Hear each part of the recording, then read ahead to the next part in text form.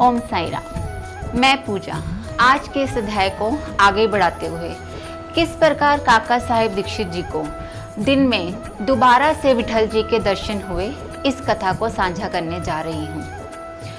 तभी वहाँ पर एक चित्र बेचने वाला आया। वह विठल जी के 15 चित्र बेचने का प्रयास कर रहा था। काका साहेब दीक्षित तो हैरान तब रह गए जब ये वही विठल जी के चित्र थे जो उन्होंने स्वप्न में देखे थे। वह विस्मता से भर गए, स्तंभ हो गए और उनका मन आनंद से भर गया।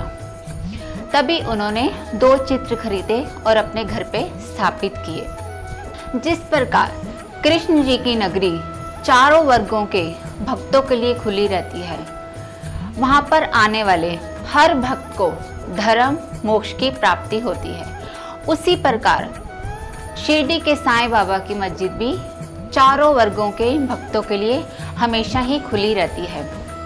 वहाँ पर जितने भी मानव जनमानस आना चाहे, उनको आनंद की प्राप्ति ही होती है।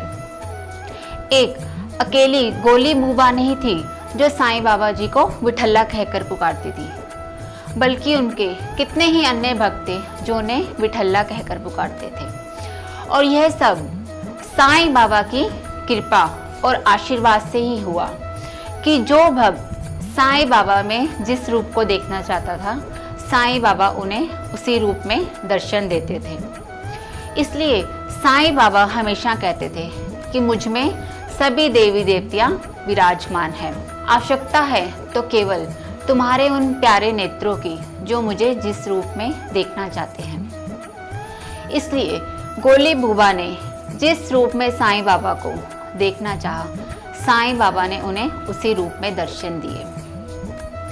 शिरडी में ऐसे और कितने ही भक्त थे जो अपने इष्ट के अलावा किसी और इष्ट को नहीं मांगते थे, लेकिन जब उन्होंने साईं बाबा के तेजस्वी रूप को देखा तो उन्हें अपने इष्ट के दर्शन हुए। साईं बाबा ने कभी भी अपने मुख से किसी स्वरूप का परिचय नहीं किया था। ये तो केवल एक भक्त की अवधारणा होती थी। वो उन्हें जिस रूप में देखना चाहते थे, साईं बाबा उन्हें उसी रूप में दर्शन देते थे। शिरडी में साईं के भक्तों ने कई बार और धर्मों का भी अनुभव पाया।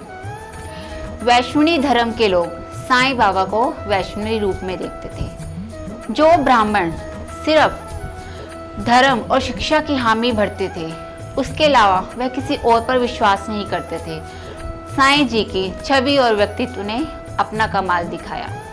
जिस प्रकार राम जी को अयोध्या में और कृष्ण की नगरी में द्वारका माई के भक्तों को दर्शन होते थे, उसी प्रकार शिरडी के भी भक्त जिस रूप में साईं बाबा को देखना चाहते थे, उन्हें वह उसी रूप में मिलते थे। कोई उन्हें विठल्ला कहता तो वह उन्हें विठल रूप में दर्शन देते। कोई उन्हें देवी कहता तो साईं बाबा उन्हें देवी के रूप में दर्शन देते। कोई उन्हें हजरत कहता तो कोई उन्हें नानक।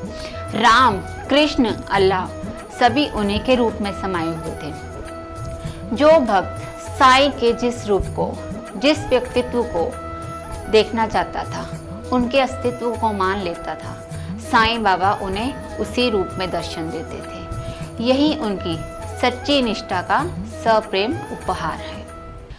ओम श्री अनंत कोटि ब्राह्मण नायक राजाधिराज योगी राज परब्रह्मा श्री सच्चिदानंद सद्गुरु साईनाथ महाराज की जय।